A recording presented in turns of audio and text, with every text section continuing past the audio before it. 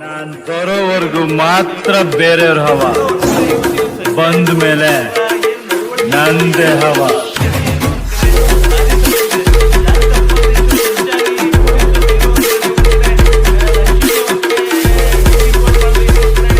ದಬ್ಬಾಳಿಕೆ ಮಾಡಿ ರೈತರ ಮೇಲೆ ಎಲ್ಲರೂ ಒಂದು ಜನಾಂಗದವರು, ಮಧ್ಯಮ ವರ್ಗದವರು ಮತ್ತು ಕೆಳವರ್ಗದವ್ರ ಮೇಲೆ ಶೋಷಣೆಗಳು ಸಹ ಮಾಡ್ತಾರೆ. ಎಲ್ಲ ಒಂದು ಕಡೆ ಇದೇ ಸಂಚಾರಿ ಪೊಲೀಸ್ನವರು ನಮಗೆ ಕೊಡುವಂಥ ಕಿರುಕುಳನ ಅನ್ಯ ಧರ್ಮದವರಿಗೆ ಯಾಕೆ ಕೊಡಲ್ಲ, ಎದುರುತ್ತಾರೆ. ಅವರು ಒಂದು 50 ದಿನ 100 ಜನ ಬಂದ್ಬಿಟ್ಟು ಅಂತೂ ನಡ್ಗೋಗ್ಬಿಡ್ತಾರೆ ಈ ಸಂಚಾರಿ ಪೊಲೀಸ್ನವರು. ಅದೇ ರಾಜಕಾರಣಿಗಳಿಗೆ ಸಲ್ಯೂಟ್ ಹೊಡ್ಕೊಂಡು ಬೂಟ್ ಕಾಲು ನೆಕ್ಕೊಂಡು ಇರುವಂಥ ಇಂಥ ಸಂಚಾರಿ ಪೊಲೀಸ್ಗಳು ಇವತ್ತು ಇಂಥವ್ರು ಬೇಕಾ ನಮಗೆ? ಇವ್ರಿಗೇನಾದ್ರೂ ನಾಚಿಕೆ ಮಾನ ಮರ್ಯಾದೆ ಇದೆಯಾ? ಇವ್ರಿಗೇನಾದ್ರೂ ಯೋಗ್ಯತೆ ಇಲ್ಲ ಅಂದರೆ ಏನು ಸರ್ಕಾರಕ್ಕೆ ಏನು ಅಧಿಕಾರದಲ್ಲಿ ಇದ್ಕೊಂಡು ಏನು ಕೆಲಸ ಮಾಡೋಕ್ಕಾಗಿಲ್ಲ ಅಂದರೆ ಕೊಟ್ಬಿಡಿ, ದಯವಿಟ್ಟು ಪ್ಲೀಸ್ ಕೊಟ್ಬಿಡಿ. ನಿಮ್ಮ ಒಂದು ರಾಜೀನಾಮೆ ಕೊಟ್ಬಿಟ್ಟು ಹೋಗಿ ಎಲ್ಲರೂ ಮೂಟೆ ಹೊರೀರಿ ಮಾರ್ಕೆಟಲ್ಲೋ, ಇಲ್ಲಾಂದರೆ ಕಲಾಸಿಪಳ್ಳಿಯಲ್ಲೋ, ಇಲ್ಲಾಂದರೆ ಶಿವಾಜಿನಗರದಲ್ಲೋ ಯಾವ್ದಾರು ಮೆಕ್ಯಾನಿಕ್ ಗ್ಯಾರೇಜ್ ಸೇರ್ಕೊಡಿ. ನಿಮ್ಗೇನಾದ್ರು ನಾಚಿಕೆ ಮಾನ ಮರ್ಯಾದೆ ಇದೆಯಾ?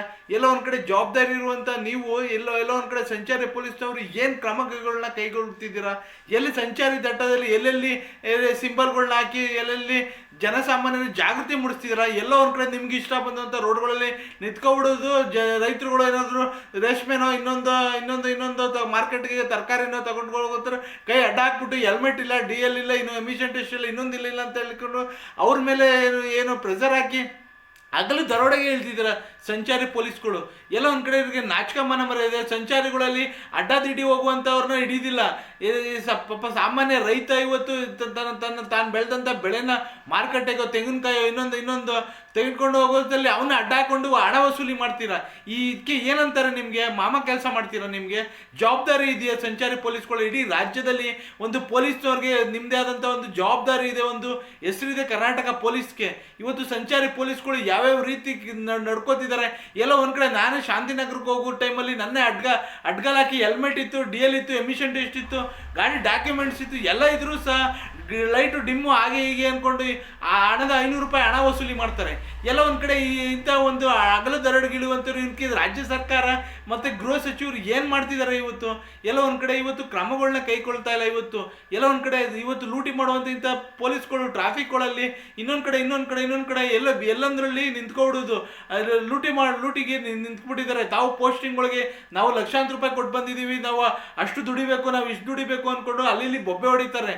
ಇವತ್ತು ಜನಸಾಮಾನ್ಯರ ಮೇಲೆ ಆ ಹೊರೆನ ಹಾಕಿ ಹಣವನ್ನು ವಸೂಲಿ ಮಾಡ್ತಾರೆ. ಎಲ್ಲೆಲ್ಲಿ ಇರಬೇಕು ನಿಮಗೆ ಜಾಗೃತಿ ಮಾಡ್ಕೊಳ್ಳಿ.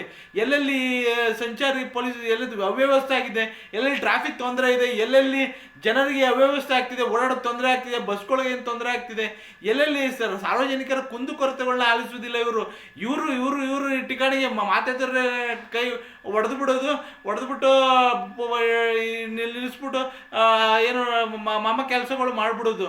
ಅದು ಸಡನ್ನಾಗೆ ಬಿಲ್ ಆಗ್ಬಿಟ್ಟಿದೆ, ಕೊಟ್ಬಿಡಿ ಸರ್ಕಾರಕ್ಕೆ ಸಲ್ಲುತ್ತೆ ಅಂದ್ಕೊಂಡು ಇವ್ರ ಜಾಬ್ಗೆ ಹೋಗುತ್ತೋ ಸರ್ಕಾರಕ್ಕೆ ಹೋಗುತ್ತೋ ದೇವರೇ ಬಲ್ಲ. ಇವ್ರು ಮಾಡುವಂಥ ಒಂದೊಂದು ಇಂಚುಗಳು ಕೆಲವು ವಿಡಿಯೋಗಳನ್ನ ಮಾಡಿ ನಾವು ಸಾಮಾಜಿಕ ಜಾಲತಾಣದಲ್ಲಿ ಹರಿಬಿಟ್ರೆ ಎಲ್ಲೋ ಒಂದು ಕಡೆ ನಮ್ಮ ಕರ್ನಾಟಕ ಪೊಲೀಸ್ಗಳಿಗೆ ಇವತ್ತು ಸಂಚಾರಿ ಪೊಲೀಸ್ಗಳಿಗೆ ಅವಮಾನ ಆಗುತ್ತೆ. ಎಲ್ಲೋ ಒಂದು ಕಡೆ ಸಾಂಗ್ಲಿಯಾನ ಮತ್ತು ದಕ್ಷ ಪ್ರಾಮಾಣಿಕರು ಎಲ್ಲೋ ಒಂಥರ ಇದ್ದಾರೆ. ಆದರೂ ಸಹ ಇವತ್ತು ಇವ್ರು ತೆಗೆದುಕೊಳ್ಳುವಂಥ ಏನೋ ರವಿ ಮೊಟ್ಟಣ್ಣನವರು ಇನ್ನೊಬ್ರು ಕೆಲವರು ಇದ್ದಾರೆ. ಆದರೂ ದಕ್ಷ ಪ್ರಾಮಾಣಿಕರು ಇದ್ರೂ ಸಹ ಕೆಲವರು ಮಾಡುವಂಥ ಇಂಥ ಒಂದು ಭ್ರಷ್ಟಾಚಾರಕ್ಕೆ ಇವತ್ತು ಇಡೀ ಒಂದು ಪೊಲೀಸ್ ವ್ಯವಸ್ಥೆ ತಲೆ ಬಗ್ಗಿಸುವಂಥದ್ದಾಗಿದೆ. ಎಲ್ಲ ಒಂದು ಕಡೆ ಅನ್ಯ ಧರ್ಮದವ್ರನ್ನ ಈ ಥರ ಯಾವುದೇ ಕಾರಣಕ್ಕೆ ಹಿಡೀಕ್ ಹೋಗಲ್ಲ. ಎಲ್ಲ ಒಂದು ಕಡೆ ಅವರ ಕೈ ಮೀಸಲು ಮಾಡ್ತಾರೋ ಇನ್ನೊಂದು ಮಾಡ್ತಾರೋ ಅನ್ನೋ ಭಯ ಈ ಪೊಲೀಸ್ನವ್ರಿಗೆ. ಅದೇ ನಮ್ಮ ಒಂದು ರೈತರ ಮೇಲೆ, ನಮ್ಮ ಒಂದು ಸಮುದಾಯಗಳ ಮೇಲೆ ಎಲ್ಲ ಒಂದು ಕಡೆ ನೇರವಾಗಿ ಆಕ್ರಮಣ ಮಾಡಿ ಹಣವನ್ನು ವಸೂಲಿ ಮಾಡ್ತಾರೆ. ಇದಕ್ಕೇನು ಹೇಳಬೇಕು? ಒಂದು ಕಡೆ ರಾಜಕಾರಣಿಗಳ ಬೂಟ್ಗಳು ನೆಕ್ತಾರೆ, ಇನ್ನೊಂದು ಕಡೆ ಮಾಮ ಕೆಲಸಗಳು ಮಾಡ್ತಾರೆ. ಇವ್ರಿಗೇನಾದರೂ ಏನಲ್ಲಿ ಚಪ್ಪಲಿ ಹೊಡಿಬೇಕಾ ಇಲ್ಲಾಂದ್ರೆ ಏನಲ್ಲಿ ಹೊಡಿಬೇಕು? ಎಲ್ಲೋ ನಾನು ಸಾಮಾಜಿಕ ಜಾಲತಾಣದಲ್ಲಿ ಕೆಲವು ವಿಡಿಯೋಗಳನ್ನ ನೋಡ್ತೀನಿ. ಇವ್ರಿಗೆ ಯಾವ ರೀತಿ ಸಾರ್ವಜನಿಕರು ಮರ್ಯಾದೆ ಕೊಡ್ತಿದ್ದಾರೆ. ಟ್ರಾಫಿಕ್ ಪೊಲೀಸ್ಗಳಾಗಲಿ ಇವತ್ತು ಸಂಚಾರಿ ಪೊಲೀಸ್ಗಳಿಗೆ ಯಾವ ರೀತಿ ಮರ್ಯಾದೆ ಇದೆ ಅಂದರೆ ಆ ಶಿವನೇ ಬಲ್ಲ, ಆರ್ನೇ ಬಲ್ಲ. ಒಬ್ಬರು ಸಹ ಮರ್ಯಾದೆ ಕೊಡಲ್ಲ. ಇಂಥ ಗಿಮಿಕ್ಗಳು ಮತ್ತು ದುಡ್ಡನ್ನು ಲಪಡಾಯಿಸುವಂಥದ್ದು, ಮಾಮ ಕೆಲಸ ಮಾಡುವಂಥ ಇಂಥ ಸಂಚಾರಿ ಪೊಲೀಸ್ಗಳಿಗೆ ನನ್ನದೊಂದು ಧಿಕ್ಕಾರ. ಎಲ್ಲ ಒಂದು ಕಡೆ ದಯಮಾಡಿ ನೀವು ಯಾವುದೇ ಕಾರಣಕ್ಕೂ ಎಲ್ಲವೂ ಸರಿ ಇದ್ದು ಯಾವುದೇ ಕಾರಣಕ್ಕೂ ಸುಮ್ಮನೆ ಬೇಕಾಬಿಟ್ಟು ನಿಮ್ಮ ಅಡ್ಗಾಲ್ ಮಾಡಿದ್ರೆ ನೇರವಾಗಿ ನೇರವಾಗಿ ನನ್ನ ನಂಬರ್ಗೆ ಫೋನ್ ಮಾಡಿ, ನಾನು ನಿಮಗೆ ಸಹಾಯ ಮಾಡ್ತೀನಿ. ನಿಮ್ಮೊಬ್ಬ ರೈತನ ಮಗನಾಗಿ ಪ್ರಶಾಂತ್ ಕುಮಾರ್ ಎಮ್ ಎಲ್ ಸಹಾಯ ಮಾಡ್ತೀನಿ.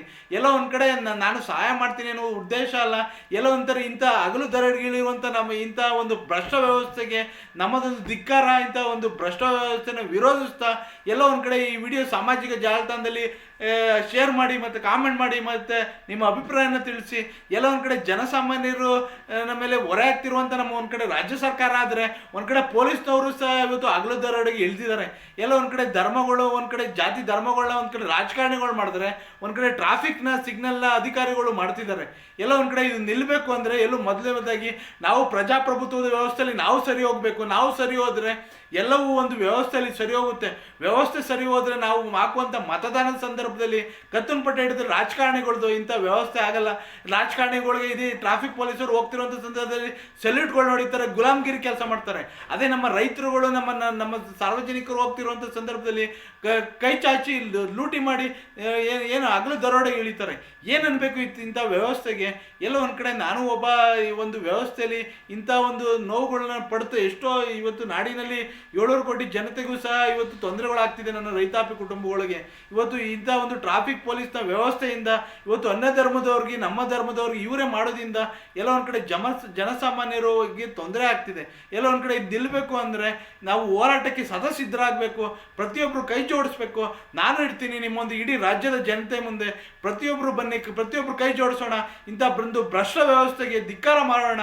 ಎಲ್ರಿಗೂ ಒಳ್ಳೆಯದಾಗಲಿ. ಜೈ ಹಿಂದ್, ಜೈ ಕರ್ನಾಟಕ ಮಾತೆ, ಒಂದೇ ಮಾತರಂ.